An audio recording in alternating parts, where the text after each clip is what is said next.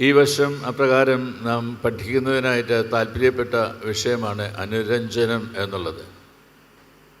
ഈ വിഷയത്തെക്കുറിച്ച് കൂടുതലായി പ്രധാന പ്രഭാഷകൻ നമ്മോട് സംസാരിക്കുന്നതാണ്. ഏതാനും ചില ചിന്തകൾ മാത്രം കോറിയിടുവാനായി ഈ അവസരം ഞാൻ വിനിയോഗിക്കട്ടെ. Forget and forgive, reconciliation, transformation, ഇവ ചേർന്ന് പോകേണ്ടതായുള്ളൊരു വിഷയമാണ് നാം പഠിച്ചുകൊണ്ടിരിക്കുന്നത്. ഫോർഗെറ്റ് ആൻഡ് ഫോർഗീവ് ഞാൻ വിശദീകരിക്കേണ്ട ആവശ്യകതയില്ല. നമ്മളുടെ തിരുമേനിയും കഴിഞ്ഞ ദിവസത്തെ പ്രഭാഷകരുമെല്ലാം അത് നമ്മെ ഓർമ്മിപ്പിച്ചതായുള്ള വസ്തുതയാണ്. ഒരു നാണയത്തിൻ്റെ രണ്ട് വശങ്ങൾ പോലെയാണ് ഫോർഗെറ്റ് ആൻഡ് ഫോർഗീവ്. ക്ഷമിക്കുന്നു എന്ന് പറയുന്നെങ്കിൽ മറക്കുന്നതിനായിട്ട് സാധിക്കണം. മറക്കുന്നതായുള്ള കാര്യങ്ങൾ ക്ഷമിക്കപ്പെട്ടതായിരിക്കണം. അതിന് യാതൊരു വ്യത്യാസവും ഉണ്ടാകുവാനായിട്ട് ഇടയാവരുത് എന്നത് ഇന്നും തിരുമേനി നമ്മെ ഓർമ്മിപ്പിക്കുകയുണ്ടായി. എന്നാണ് നമ്മളുടെ ജീവിതത്തിൽ ആത്മാർത്ഥമായിട്ട് ആരോടെങ്കിലും ഒന്ന് ക്ഷമിക്കുവാനായിട്ട് ഇടയായി തീർന്നിട്ടുള്ളത്? ജീവിതത്തെ ഒന്ന് പരിശോധിക്കുന്നതായുള്ള അവസരത്തിൽ ഏറ്റവും അടുത്ത സമയത്ത് ഞാൻ ഒരാളോട് ക്ഷമിച്ചു എന്ന് പറയുവാനായിട്ടുള്ളൊരു അനുഭവം നമുക്കില്ല എന്ന് വരികിൽ എങ്ങനെയാണ് ക്ഷമിക്കുന്ന മക്കളായി, ദൈവമക്കളായി ഈ ലോകത്തിൽ ജീവിപ്പാൻ ഇടയായി തീരുന്നു എന്നത് നമുക്ക് പറയുവാനായിട്ട് ഇടയാവുന്നത്? Forget and forgive. അതുകൂടാതെ അനുരഞ്ജനത്തിലേക്ക് പ്രവേശിക്കുന്നതിനായിട്ട് സാധിക്കുകയില്ല. ദൈവം തമ്പുരാനാണ് തൻ്റെ പുത്രനും നമ്മുടെ രക്ഷിതാവുമായുള്ള യേശുക്രിസ്തുവിലൂടെ എന്താണ് അനുരഞ്ജനം എന്നത് വെളിവാക്കി തന്നത്. ആ കാൽവരി ക്രൂശിൽ വെളിപ്പെട്ട ദൈവസ്നേഹത്തിൻ്റെ ആ നാണയത്തിൻ്റെ മറുവശം തന്നെയാണ് അനുരഞ്ജനം എന്ന് പറയുന്നത്. പാപികളും ദോഷികളുമായുള്ള നമ്മെ അശേഷം തള്ളിക്കളയാതെ തന്നോട് ചേർത്ത് നിർത്തുവാൻ്റെ കോണം, തൻ്റെ സ്വന്തമാക്കി തീർക്കുവാൻ്റെ കോണം തൻ്റെ പുത്രൻ്റെ തിരുരക്തത്താൽ വീണ്ടെടുത്തതായിട്ടുള്ള മക്കളാണ് നാം എല്ലാവരും തന്നെ. അതിനെയാണ് സഭ എന്ന് നാം വിശേഷിപ്പിക്കുന്നത്. ദൈവത്തിൻ്റെ ആഗ്രഹമോ ദൈവം സൃഷ്ടിച്ചതായുള്ള ഈ പ്രപഞ്ചത്തെയും ഈ പ്രപഞ്ചത്തിലുള്ള എല്ലാറ്റിനെയും ദൈവത്തിനെ വീണ്ടെടുക്കണം എന്നുള്ളതാണ്. അതിന് മുഖാന്തരങ്ങളായിട്ടാണ് നാം തീരേണ്ടത്. അതുകൊണ്ടാണ് ഈ പ്രദേശങ്ങളെല്ലാം ലംഘനം ക്ഷമിച്ചും പാവം മറിച്ചും കിട്ടിയ ഭാഗ്യാവസ്ഥയിൽ ജീവിപ്പാൻ്റെ കോണം നമുക്ക് എല്ലാവർക്കും ഇടയായിട്ട് തീരണം എന്നത് തിരുമേനി നമ്മെ ഓർമ്മിപ്പിച്ചത്. വാക്യൂം ക്ലീനറിൻ്റെ സംസ്കാരമല്ല, വാഷിംഗ് മെഷീൻ്റെ സംസ്കാരമാണ് നമുക്ക് ആവശ്യം എന്നത് തിരുമേനി തറപ്പിച്ച് പറഞ്ഞു. അതാരും മറന്നു പോകരുത്. കുഞ്ഞുങ്ങൾ പോലും മറന്നു പോകും എന്നെനിക്ക് വിചാരമില്ല. അതുകൊണ്ട് അത് ജീവിതത്തിൽ എല്ലായ്പ്പോഴും ഓർക്കുവാനായിട്ട് സാധിക്കുമെങ്കിൽ ദൈവത്തിൻ്റെ പുത്രനും നമ്മുടെ രക്ഷിതാവുമായുള്ള കർത്താവായ യേശുക്രിസ്തുവിൻ്റെ രക്തത്തിൽ കഴുകി വെടിപ്പാക്കപ്പെട്ടവരായി ദൈവസന്നിധിയിൽ വിശുദ്ധിയോടെ നിൽക്കുവാൻ്റെ കോണം നമ്മെ വിശുദ്ധീകരിക്കപ്പെട്ടതായുള്ള നിലയിൽ എപ്പോഴും കാണുവാനായിട്ട് ഇടയായിട്ട് തീരുമെങ്കിൽ ഈ ലോകത്തിൻ്റേതായുള്ള തെറ്റുകളിൽ പാപത്തിൽ വീണു പോകുന്നവരായിട്ടല്ല, പിന്നെയോ അതിൽ നിന്ന് ഉയർത്തെഴുന്നേറ്റവരായി ജീവിതത്തിന് രൂപാന്തരം ലഭിച്ചവരായി ജീവിപ്പാൻ്റെ കോണം നമുക്കിടയായിട്ട് തീരണം എന്നതാണ് നമ്മെ പ്രത്യേകമായിട്ട് ഓർമ്മിപ്പിക്കുന്നത്. നമ്മളുടെ മനസ്സിൽ തങ്ങി നിൽക്കുവാൻ്റെ കോണം ഞാൻ തിരഞ്ഞെടുത്തിരിക്കുന്നതായുള്ള വേദഭാഗം അപ്പോസ്തലനായ പൗലോസ് ഫിലോമോനെ എഴുതിയതായിട്ടുള്ള ലേഖനമാണ്. ഒറ്റ അധ്യായമേ ഉള്ളൂ. അതുകൊണ്ട് അധ്യായം ഒന്നും പറയേണ്ടതായുള്ള ആവശ്യകതയില്ല. വാക്യങ്ങൾ മാത്രം പറഞ്ഞാൽ മതി. 3 പ്രധാനപ്പെട്ട വാക്യങ്ങൾ എല്ലാവരുടെയും ശ്രദ്ധയിൽ കൊണ്ടുവരുവാൻ ഞാൻ ആഗ്രഹിക്കുന്നു. 1, 11-ാമത്തെ വാക്യം, അവൻ മുമ്പേ നിനക്ക് പ്രയോജനമില്ലാത്തവനായിരുന്നു, ഇപ്പോൾ നിനക്കും എനിക്കും നല്ല പ്രയോജനമുള്ളവൻ തന്നെ എന്ന് പൗലോസ് അപ്പോസ്തലൻ പറയുന്നതായുള്ള വാക്കുകൾ. അവൻ മുമ്പേ നിനക്ക് പ്രയോജനമില്ലാത്തവനായിരുന്നു, ഇപ്പോൾ നിനക്കും എനിക്കും നല്ല പ്രയോജനം ഉള്ളവൻ തന്നെ. 2-ാമത്തെ വാക്യം 16-ാമത്തെ വാക്യമാണ്. അവൻ ഇനി ദാസനല്ല, ദാസന് മീതെ പ്രിയ സഹോദരൻ തന്നെ. അവൻ വിശേഷാൽ എനിക്ക് പ്രിയൻ എങ്കിൽ നിനക്ക് ജഡസംബന്ധമായും കർത്തൃസംബന്ധമായും എത്ര അധികം എന്നത് പൗലോസ് അപ്പോസ്തലൻ ചോദിക്കുകയാണ്. 3-ാമത്തേത് 18-ാമത്തെ വാക്യം പൗലോസ് അപ്പോസ്തലൻ പറയുകയാണ്, അവൻ നിന്നോട് വല്ലതും അന്യായം ചെയ്തിട്ടോ കടം പെട്ടിട്ടോ ഉണ്ടെങ്കിൽ അത് എൻ്റെ പേരിൽ കണക്കിട്ട് കൊള്ളുക എന്നത്. വീണ്ടെടുപ്പാണ് പ്രാധാന്യമർഹിക്കുന്നത് എന്നത് പൗലോസ് അപ്പോസ്തലൻ സൂചിപ്പിക്കുന്നു. ഈ വീണ്ടെടുപ്പിൽ പണം ഒരു തടസ്സമായിട്ട് നിൽക്കുവാനായിട്ട് പാടില്ല. അതിനെല്ലാം ട്രാൻസെൻഡ് ചെയ്യുന്ന അതിജീവിക്കുന്നതിനായിട്ട് നമുക്ക് ഇടയായിട്ട് തീരണം. അങ്ങനെ അതിജീവിക്കുവാൻ കഴിയുന്ന ദൈവത്തിൻ്റെ ആത്മാവിനാൽ പ്രചോദിതരായ, ആത്മാവിൻ്റെ ഫലങ്ങളുള്ളവരായ ദൈവമക്കളായിട്ട് ഈ ലോകത്തിൽ ജീവിപ്പാനായിട്ട് ഇടയായി തീരണം എന്നതാണ് അനുരഞ്ജനം എന്നുള്ള വിഷയത്തിലൂടെ നാം പഠിക്കുവാനായിട്ട് ആഗ്രഹിക്കുന്നത്. ഒരിക്കൽ കൂടെ പറയട്ടെ, forget and forgive, forget and forgive, reconciliation, transformation. ഈ 3 കാര്യങ്ങൾ ജീവിതത്തിൽ നമുക്ക് അനുഭവമാക്കി തീർക്കുവാനായിട്ട് കഴിയുമോ എന്നതാണ് പ്രാധാന്യമറിയിക്കുന്നതായുള്ള ചോദ്യം.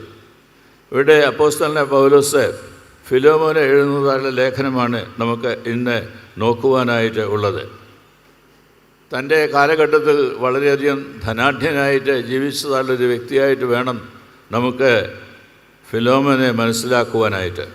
അദ്ദേഹത്തിന് കീഴിൽ അടിമകളുണ്ടായിരുന്നു.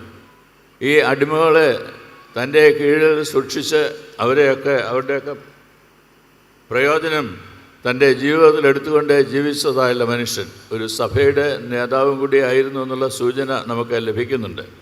അങ്ങനെ ഉണ്ടായ ഈ ഫിലോമോനോട് പൗലോസ് അപ്പോസ്തലൻ പറയുകയാണ്, നിൻ്റെ അടുത്തു നിന്ന് ഓടിപ്പോയതായിട്ടുള്ള നിൻ്റെ അടിമ ഒനേസിമോസ് ഉണ്ടല്ലോ, അവൻ ഇന്ന് വീണ്ടെടുക്കപ്പെട്ടവനായി എൻ്റെ കൂടെയുണ്ട്. അവനെ ഞാൻ തിരിച്ച് നിൻ്റെ അടുക്കലേക്ക് അയക്കുകയാണ്. എന്തിന്?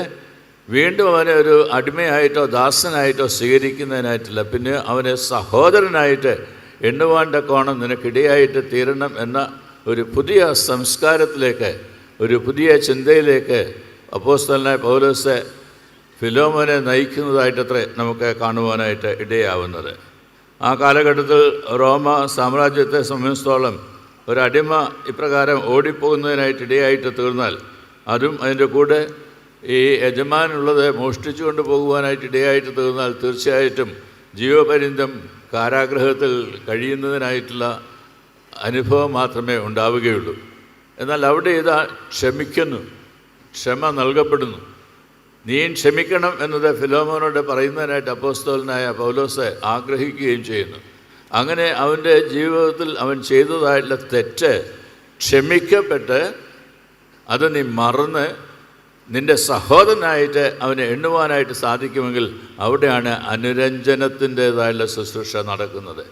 അങ്ങനെ അനുരഞ്ജനത്തിൻ്റേതായ ശുശ്രൂഷ നിൻ്റെ ജീവിതത്തിൽ യാഥാർത്ഥ്യമായിട്ട് തീരുമെങ്കിൽ, ശ്രദ്ധയോടെ കേൾക്കുക, അത് നിൻ്റെ ജീവിതത്തിൽ യാഥാർത്ഥ്യമായിട്ട് തീരുന്നുവെങ്കിൽ നിൻ്റെ ജീവിതം തന്നെ പുതുക്കപ്പെടുന്ന, രൂപാന്തരപ്പെടുന്ന അനുഭവത്തിലേക്ക് നീ പ്രവേശിക്കുകയാണ്. നീ മാത്രമല്ല, നീ മുഖാന്തരം നീ ജീവിക്കുന്നതായുള്ള കാലഘട്ടവും നീ ജീവിക്കുന്നതായുള്ള സമൂഹവും ഒരു രൂപാന്തരത്തിൻ്റെ ശക്തിക്ക് വിധേയപ്പെടുവാനായിട്ട് പോവുകയാണ് എന്നുള്ള വസ്തുതയാണ് ഇവിടെ അപ്പോസ്തലനായ പൗലോസ് ഫിലോമോനോട് എഴുതുന്നതായിട്ടുള്ള അവസരത്തിൽ സൂചിപ്പിക്കുന്നതിനായിട്ട് ശ്രമിക്കുന്നത്. എങ്ങനെയാണ് ഇതെല്ലാം സാധ്യമായിട്ട് തീരുന്നത്? ഞാൻ ആദ്യമേ സൂചിപ്പിച്ച പോലെ ദൈവം തൻ്റെ പുത്രനിലും നമ്മളുടെ രക്ഷിതാവുമായുള്ള യേശുവിലും പ്രദർശിപ്പിച്ചതായുള്ള സ്നേഹമാണ്. അവനെ നൽകുവാൻ തക്കവണ്ണം ദൈവം ലോകത്തെ സ്നേഹിച്ചു. യോഹന്നാൻ്റെ സുവിശേഷം 3-ാം അധ്യായം 16-ാമത്തെ വാക്യം. അവൻ ലോകത്തെ സ്നേഹിച്ചു. ഈ ലോകം എത്ര തന്നെ ഈ ലോകത്തെക്കുറിച്ച് ദുഷ്ടത നിറഞ്ഞതാണ് എന്ന് പറയുവാനായിട്ട് സാധിക്കുമെങ്കിലും, നമ്മളുടെ കാലഘട്ടമോ സമൂഹമോ പ്രകാരം മ്ലേച്ഛമാണ് എന്ന് പറയുവാനായിട്ട് സാധിക്കുമെങ്കിലും, ദൈവത്തിൻ്റെ ദീർഘമായിട്ടുള്ള ക്ഷമ ലഭിച്ച് ദൈവസ്നേഹത്തിൽ ജീവിപ്പാൻ്റെ കോണം തൻ്റെ പുത്രൻ്റെ രക്തത്തിൽ കൂടെ വീണ്ടെടുത്തതായുള്ളൊരു ലോകത്തെയാണ് ദൈവം തമ്പുരാൻ നമ്മൾക്ക് നൽകിയിരിക്കുന്നത്. അപ്രകാരം ഒരു വീണ്ടെടുപ്പിൻ്റെ ആത്മാവിൽ ലോകത്തെ നിർത്തുവാൻ ഇടയായിട്ട് തീരേണ്ട പ്രവർത്തകരായി, ദൈവമക്കളായി, ദാസന്മാരായി തീരുവാനായിട്ടുള്ളൊരു ആഹ്വാനമാണ് ദൈവം തമ്പുരാൻ നമുക്ക് എല്ലാവർക്കും നൽകുന്നത്. കർത്താവായ യേശുക്രിസ്തു ഒരു പുതിയൊരു കൽപ്പന തന്നെ കേട്ടതായുള്ള എല്ലാവർക്കും നൽകിയുണ്ടായി. ഞാൻ നിങ്ങളെ സ്നേഹിച്ച പോലെ നിങ്ങളും തമ്മിൽ സ്നേഹിക്കണം. തൻ്റെ ജീവിതത്തെ ദൃഷ്ടാന്തമാക്കിക്കൊണ്ടാണ് കർത്താവ് പറയുന്നത്. ഞാൻ എപ്രകാരം മറ്റുള്ളവരെ സ്നേഹിക്കുന്നതിനായിട്ടിടയായിട്ട് തീർന്നുവോ അത് തിരിച്ചറിയുന്നതായുള്ള നിങ്ങൾക്ക് ആ സ്നേഹത്തിൽ തന്നെ മറ്റുള്ളവരെ സ്നേഹിപ്പാനായിട്ട് ഇടയായിട്ട് തീരണം എന്നത് കർത്താവെ സൂചിപ്പിക്കുകയാണ് ചെയ്യുന്നത്. അതുകൊണ്ട് അനുരഞ്ജനത്തിൻ്റേതായുള്ള പ്രവർത്തനം എന്ന് പറയുന്നത് ദൈവസന്നിധിയിലുള്ള ഒരു വലിയ സ്തോത്ര കാഴ്ചയാണ്. ദൈവസന്നിധിയിൽ നാം അർപ്പിക്കുന്നതായുള്ള നമ്മളുടെ ജീവിതമാണ്. വ്യക്തിപരമായിട്ടുള്ള ജീവിതവും നമ്മളുടെ കൂട്ടായിട്ടുള്ള ജീവിതവും അത് ദൈവത്തിൻ്റെ സന്നിധിയിൽ സമർപ്പിക്കുകയാണ്. ഇവിടെ ഇതാ അനുരഞ്ജനം അനുഭവിക്കുന്നതായുള്ള ഒരു വിശ്വാസ സമൂഹം. ആ സമൂഹത്തിലൂടെ ഈ കാലഘട്ടത്തിലും ഈ സമൂഹത്തിലും ഉളവാകുവാൻ ആഗ്രഹിക്കുന്നതല്ല രൂപാന്തരം ഉളവാകണം എന്നത് ദൈവം ആഗ്രഹിക്കുന്നു എന്ന് മനസ്സിലാക്കിക്കൊണ്ടാണ് നമ്മുടെ ജീവിതയാത്ര തുടരുവാനായിട്ടുള്ളത്, മോക്ഷയാത്ര തുടരുവാനായിട്ടുള്ളത്. മോക്ഷത്തിൻ്റേതായ അനുഭവം ജീവിതത്തിൽ യാഥാർത്ഥ്യമാക്കി തീർക്കുവാനായിട്ട് ഇടയായിട്ട് തീരുന്നത്. ആ പ്രവർത്തനം ഇന്നിൻ്റെ യാഥാർത്ഥ്യമാക്കി തീർക്കുവാൻ ദൈവം വിളിച്ച് വേർതിരിച്ചിരിക്കുന്നു എന്നുള്ള ബോധ്യമാണ് എനിക്കും നിങ്ങൾക്കും ഉണ്ടാവേണ്ടത്. അപ്രകാരമുള്ള വ്യക്തികളെ ധാരാളമായിട്ട് വിശുദ്ധ വേദപുസ്തകത്തിൽ നമുക്ക് കാണുവാനായിട്ട് കഴിയുന്നുണ്ട്. എന്തിന് ഈ കാലഘട്ടത്തിൽ ലോകം വായിക്കുന്ന തുറന്ന വേദപുസ്തകമായി നമ്മളുടെ ജീവിതം തീരുന്ന അവസരത്തിൽ നമ്മളുടെ ജീവിതം തന്നെയാണ് അതിന് ദൃഷ്ടാന്തമായിട്ട് മാറുന്നത് എന്നതുകൂടി ഓർക്കേണ്ടത് ആവശ്യമാണ്. അതുകൊണ്ട് ഇവിടെ ഫിലോമോനെ എഴുതുന്നതായുള്ള ലേഖനത്തിലൂടെ ഒരധ്യായമേ ഉള്ളൂ എന്ന് ഞാൻ പറഞ്ഞല്ലോ, അല്ല അധ്യായം തന്നെ ഇല്ല, ഒരു കത്താണ്. അതിലൂടെ ഒരു radical redefinition of the relationship in Jesus Christ അതാണ് കാട്ടുന്നതിനായിട്ട് ഇവിടെ ശ്രമിക്കുന്നത്. A radical redefinition of the relationship in Jesus Christ. Redefinition ഇന്ന് നമുക്കറിയാവുന്നതായുള്ള നിർവചനങ്ങളെയൊക്കെ അതിജീവിക്കുവാൻ തക്കോണം ഇടയായിട്ട് തീരണമെന്നാണ് ഇത് സൂചിപ്പിക്കുന്നത് തന്നെ. ഇവിടെ ഫിലോമോനോട് എഴുതുന്ന അവസ്ഥയിൽ പറയുന്നുണ്ട്, നിൻ്റെ അടിമയായിരുന്നു അവൻ, വീണ്ടും നിനക്ക് അടിമയായിട്ട് തീരുവാനായുള്ള യോഗ്യത മാത്രമേ അവനുള്ളൂ. അല്ല, അവൻ കാരാഗ്രഹത്തിൽ അടയ്ക്കപ്പെടേണ്ടതായുള്ള വ്യക്തിയാണ്. എന്നാൽ നിൻ്റെ സ്വന്തം സഹോദരനെ പോലെ സ്വീകരിക്കുവാൻ തക്കവണ്ണം നിനക്കിടയായിട്ട് തീരുമ്പോൾ ഒരു പുതിയ സംസ്കാരം നീ വിതയ്ക്കുകയാണ് ചെയ്യുന്നത് എന്നത് സൂചിപ്പിക്കുന്നുണ്ട്. ഒരു പുതിയ സംസ്കാരം. ഇനിയും അടിമകൾ ആവശ്യമില്ല എന്നുള്ള പ്രബോധനം ഒന്നും നൽകുന്നതിനായിട്ടുള്ള വാക്യങ്ങളൊന്നുമല്ല ഇവിടെ എഴുതുന്നത്. പിന്നെയോ ഒരടിമയായിരുന്നവനെ അടിമയായിട്ടല്ല കണക്കാക്കേണ്ടത്. പിന്നെയോ ക്രിസ്തുവിൽ വീണ്ടെടുക്കപ്പെട്ട നിൻ്റെ സഹോദരനായിട്ട്, നിൻ്റെ രക്തത്തിൻ്റെ രക്തമായിട്ട്, നിൻ്റെ മാംസത്തിൻ്റെ മാംസമായിട്ട് കാണേണ്ടതായുള്ളൊരു വ്യക്തിയാണ് നിൻ്റെ അടുത്തേക്ക് ഞാൻ അയക്കുന്നതായിട്ടുള്ള ഈ ഒനേസിമോസ് എന്ന് പറയുവാൻ തക്കവണ്ണമാണ് പൗലോസ് അപ്പോസ്തലൻ പ്രത്യേകമായിട്ട് ശ്രദ്ധിക്കുന്നത്. ഞാൻ എൻ്റെ വാക്കുകളെ ചുരുക്കുന്നതിനായിട്ട് ശ്രമിക്കട്ടെ. നല്ല ഒരു പ്രഭാഷണം കേൾക്കുന്നതിനായിട്ട് ഒരുങ്ങി നാം ചേർന്ന് വന്നിരിക്കുകയാണ്. 3 തരത്തിലുള്ള റെക്കൺസിലിയേഷൻ നമ്മളുടെ ജീവിതത്തിൽ ഏറെ ആവശ്യമായിട്ടുള്ള ഒന്നാണ്. ഒന്ന്, റെക്കൺസിലിയേഷൻ വിത്ത് സെൽഫ്. നമ്മോട് തന്നെ ദൈവത്തിൻ്റെ സന്നിധിയിൽ റെക്കൺസൈൽഡ് ആകുന്നതായുള്ള അനുഭവം നമുക്കുണ്ടാകണം. പലപ്പോഴും നമ്മുടെ ജീവിതത്തിൽ അങ്ങ് പ്രീ ഓക്കുപ്പൈഡാണ്. നമ്മുടെ മനസ്സ് തുറക്കുകയില്ല. തുറക്കാനായിട്ട് ആഗ്രഹമുണ്ട്, പക്ഷെ തുറക്കപ്പെടുകയില്ല. പിന്നെയും പഴയ അനുഭവത്തിലേക്ക് തന്നെ തിരിച്ചു പോകുന്നതായുള്ള അനുഭവമാണ് നമുക്ക് കാണുവാനായിട്ട് ഇടയായിട്ട് തീരുന്നത്. അങ്ങനെയുള്ള അനുഭവത്തിൻ്റെ മധ്യത്തിൽ പറയുകയാണ്, നിൻ്റെ ഈഗോ മാറ്റിവെക്കണം, നിൻ്റെ സ്ട്രെസ്സ് മാറ്റിവെക്കണം, നിൻ്റെ ടെൻഷൻസ് മാറ്റിവെക്കണം. ഇതെല്ലാം മാറ്റിവെക്കുവാൻ നിന്നെ ശക്തീകരിക്കുന്നതായുള്ള ദൈവത്തിൻ്റെ കൃപ നിന്നിൽ വ്യാപരിക്കുന്നതിനായിട്ട് ഇടയായിട്ട് തീരുമ്പോൾ വെറും മൺപാത്രമായുള്ള നിന്നിൽ ദൈവം നിറയ്ക്കുന്നതായുള്ള കൃപാധനത്തെ നിനക്ക് അനുഭവിപ്പാനായിട്ട് ഇടയായിട്ട് തീരും എന്നത് സൂചിപ്പിക്കുകയാണ് ചെയ്യുന്നത്. B positive. ജീവിതത്തിൻ്റെ എല്ലാ രംഗങ്ങളിലും എല്ലായ്പ്പോഴും നല്ലത് കാണുവാനായിട്ടുള്ള ഒരു ഉത്തരവാദിത്വം നമുക്കുണ്ട്. ഒരിക്കൽ ഒരു വീട്ടിലെ അമ്മ തൻ്റെ ഭവനത്തിലെ കാര്യങ്ങളെല്ലാം ക്രമീകരിച്ച് മുന്നോട്ട് പോകണമെന്ന് ആഗ്രഹിച്ച് വളരെയധികം അധ്വാനിക്കുന്നതായുള്ള അമ്മ ആ കാലഘട്ടത്തിൽ നികുതി കൂട്ടിയതായുള്ള അവസരത്തിൽ അതിനെക്കുറിച്ച് വളരെയധികം വിഷമം തോന്നി. എങ്ങനെയാണ് ഇനി നികുതിയും കൊണ്ട് ഇറക്കുവാൻ എനിക്ക് കഴിയുന്നത്? വീട്ടിലേക്ക് ഒരു കൂട്ടരെ വിരുന്നായിട്ട് വരുന്നു എന്ന് പറഞ്ഞതായുള്ള അവസരത്തിൽ ഇവിടെ ഒന്നുമില്ലല്ലോ, പിന്നെ അവരോട് വന്നാൽ ഞാനെന്ത് ചെയ്യും എന്നെ പരിഭവിക്കുന്നതായുള്ള അവസരം.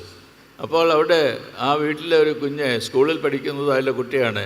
ടീച്ചറെ കുട്ടിയോട് പറഞ്ഞു, ഈ ലോകത്തിൻ്റെ ദൃഷ്ടിയിൽ വിഷമം എന്ന് തോന്നുന്നത് അതിനെ നല്ലതായിട്ട് കാണുവാൻ കഴിയുന്ന എന്തെങ്കിലുമൊക്കെ നീ കുറിച്ചുകൊണ്ട് വരണം. അതാണ് ഹോംവർക്ക്. ഈ ലോകത്ത് വിഷമകരമാണ് എന്ന് ലോകം ചിന്തിക്കുന്ന അവസരത്തിൽ അതിനെ പോസിറ്റീവായിട്ട് കാണുവാനായിട്ട് എങ്ങനെ കഴിയും എന്നത് നീ ചിന്തിച്ചുകൊണ്ട് വരണം, എഴുതിക്കൊണ്ട് വരണം എന്നുള്ള ഹോംവർക്ക് നൽകുകയുണ്ടായി. അപ്പോൾ കുട്ടി ഇങ്ങനെ തൻ്റെ പേപ്പറിൽ കുറിക്കുന്നതിനായിട്ട് തുടങ്ങി.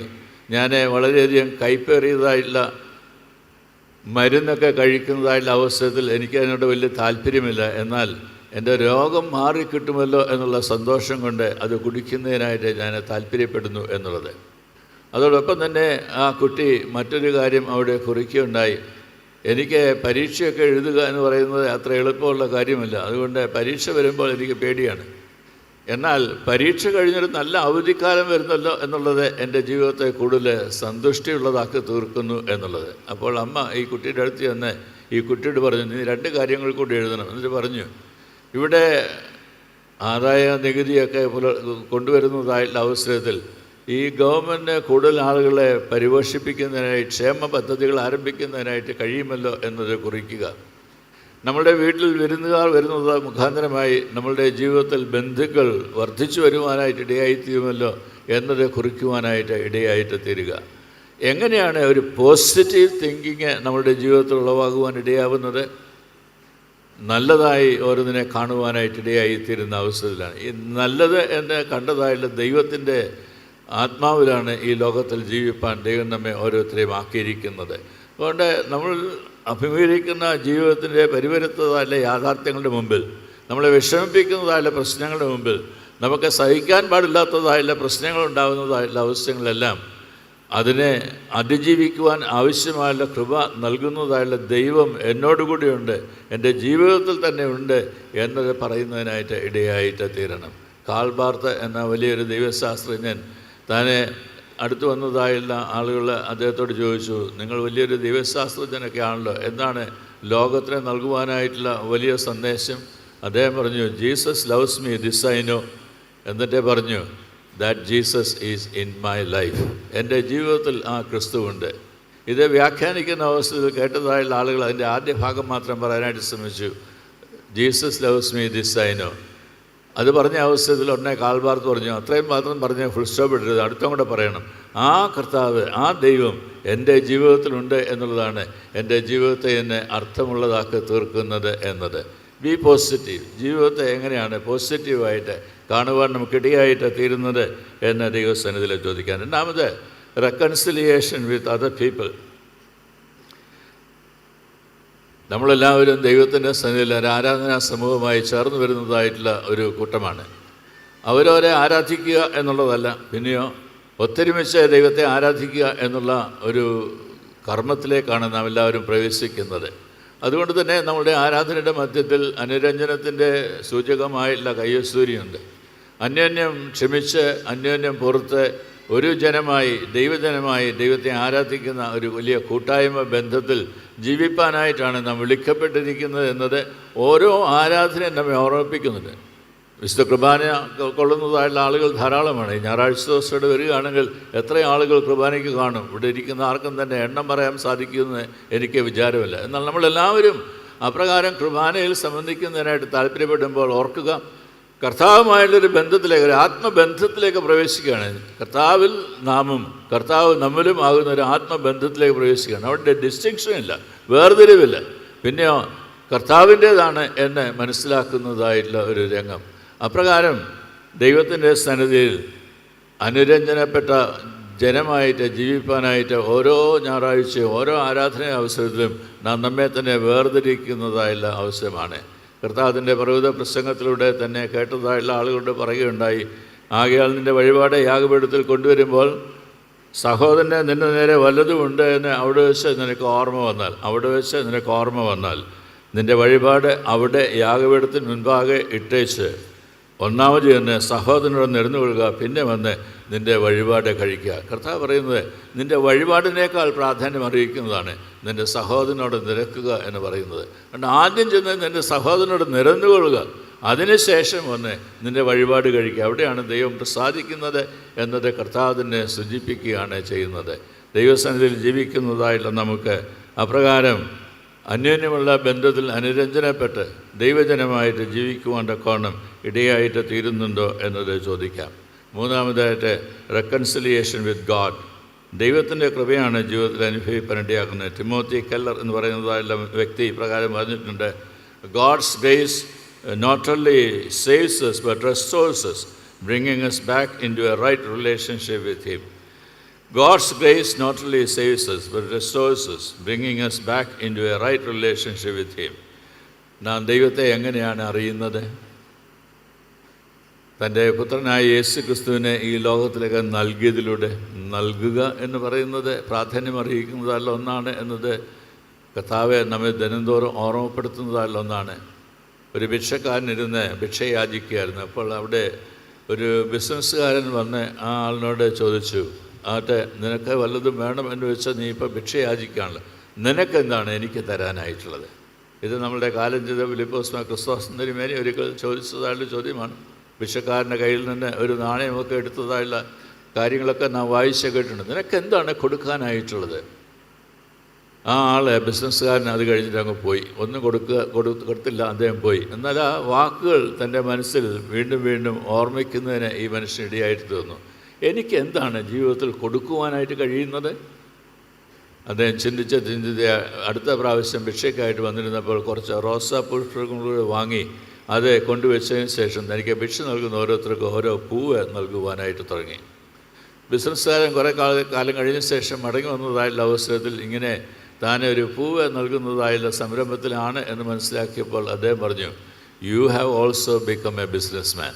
നിനക്ക് ഇപ്പോൾ എങ്ങനെയാണ് മറ്റുള്ളവരെ ചേർത്ത് നിർത്തുന്നതെന്നറിയാം, എങ്ങനെയാണ് ഒരുമിച്ച് പ്രവർത്തിക്കേണ്ടത് എന്ന് മനസ്സിലാക്കുവാനായിട്ട് സാധിക്കുന്നുണ്ട്. ഈ വലിയൊരു കൂട്ടായ്മ അനുഭവത്തിലേക്കാണ് ദൈവം നമ്മെ ഓരോ ദിവസവും ക്ഷണിച്ചുകൊണ്ടിരിക്കുന്നത്. എങ്ങനെയാണ് ഈ കൂട്ടായ്മ അനുഭവം, കൊയിനോണിയ എന്ന് പറയുന്നത്, യാഥാർത്ഥ്യമാക്കി തീർക്കുവാൻ സാധിക്കുന്നത്? അവരിനോട് ക്ഷമിക്കുന്നതിനായിട്ടും ദൈവനാമത്തിൽ ക്ഷമിക്കുന്നതിനായിട്ടും ദൈവം ക്ഷമിച്ചവരോട് നാമം ക്ഷമിക്കുന്നതിനായിട്ടും അപ്രകാരം ദൈവമക്കളായിട്ട് ഈ ലോകത്തിൽ ജീവിക്കുന്നതിനായിട്ടും ഇടയായിട്ട് തീരുമ്പോഴാണ് എന്നത് ഞാൻ ഓർമ്മിപ്പിച്ചുകൊണ്ട് എൻ്റെ വാക്കുകൾ ചുരുക്കുന്നതിനായിട്ട് ഞാൻ ആഗ്രഹിക്കുന്നു. ഈ കൺവെൻഷൻ ഏറ്റവും അനുഗ്രഹമായി തീരുവാൻ്റെ കോണം ദൈവം കൃപ നൽകട്ടെ. നമ്മുടെ വചന കേൾവി നമ്മുടെ ജീവിതത്തെ രൂപാന്തരപ്പെടുത്തുന്നതാകട്ടെ. Forget and forgive, reconcile, transform. ജീവിതത്തിൽ രൂപാന്തരത്തിൻ്റെ അനുഭവം ഉണ്ടാവണം.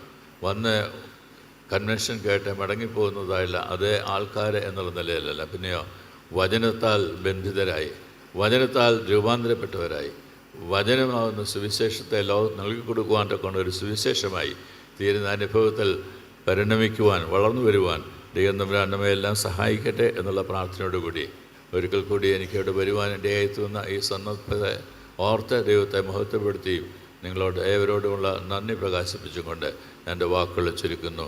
ദൈവനാമം മഹത്വപ്പെടുവാൻ ഇടയാകട്ടെ. ആമേൻ.